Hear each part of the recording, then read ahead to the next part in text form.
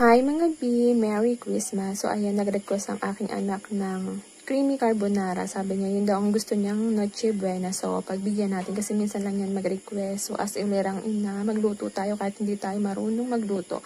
Salamat sa YouTube University at nakuha ko yung recipe. Ang sabi doon ay gisa daw muna ang bawang and sibuyas. Huwag siyang gawing brown, parang medium lang yung ano niya pagkaluto.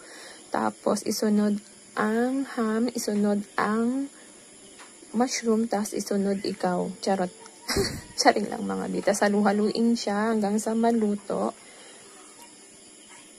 Yan. Halo-halo tayo mga bi. Piling ko.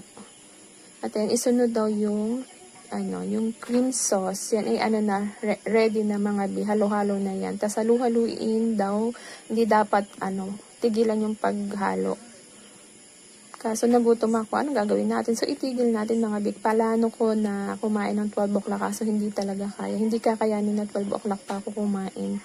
Tapos ayan, pag kumulo na, lagyan ng paminta at saka ng konting asin. Halu-haluin daw kasi bawal masunog. Subo ulit tayo kasi talagang hindi kaya na hindi kumain. Ayan, luto na yung sauce. Bugs, ilagay natin yung noodles.